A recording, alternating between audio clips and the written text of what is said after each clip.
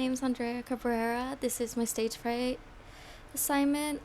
According to this video, what is stage fright? Stage fright is described as being worse than death for some people, since we feel a lot of different emotions while speaking in public. Well, deaf, we do not feel anything, which I can agree a lot actually.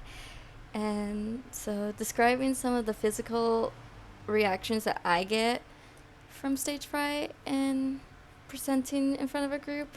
Usually, when I have to speak in front of many people, I tend to think that I'm not good enough or I will make a fool for myself, since my English isn't the best, and unfortunately, I have I'm dyslexic, so having that kind of like mentality, thinking that I'm not good enough, or people are gonna think I'm stupid, is just take a tool for my confidence.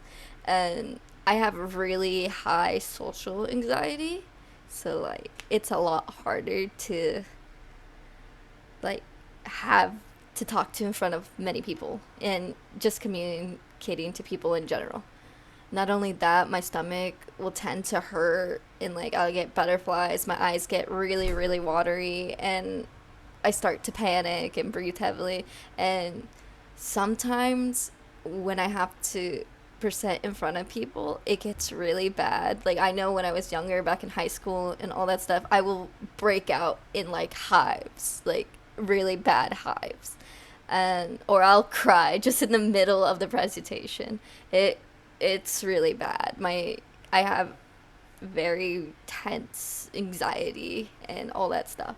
So I've been suffering from stage fright for my entire life. And for the longest time, I've been avoiding talking to people, which actually made me into an agoraphobic, which those who don't know what an agoraphobic is someone with an anxiety disorder where they're too afraid or embarrassed to like be in public places or in crowds or anything like that. So to me, communication has always been a problem. Like stage fright, presentations, talking to just regular people, it was not my thing.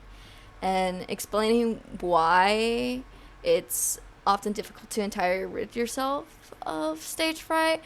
In the video, it explains that stage fright isn't in your head, it is a full body reaction by the automatic nervous system, and genetics play a very big part in social anxiety, which makes sense because actually both my parents, they don't really like communicating to people either, so it makes sense that I'm afraid, and my middle sister also really has high social anxiety as well.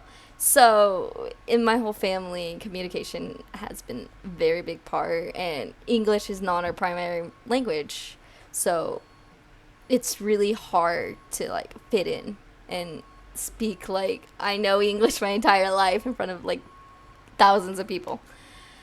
And also in the video, it explains that stage fright will never go away, but you can also adapt to it.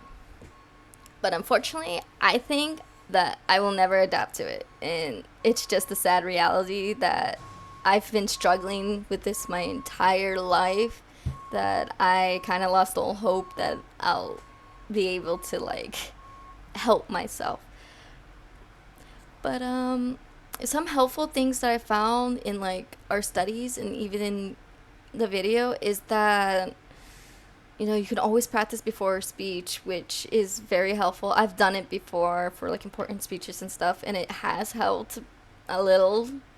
And like actually something I'm doing for myself is forcing myself to communicate with other people by streaming, which has helped me actually immensely. Like right now I'm actually talking in front of a camera, which I would never do in my entire life if we were talking about like 2 years, 3 years prior. Um, Actually, I took a public speaking class before, but I dropped it because I couldn't do it. I just couldn't get myself to be out there in front of people, and it was actually online too, which was worse. That's how bad my anxiety was. So right now, like streaming has helped me to actually do this class again. So that was something that really hold dear to me.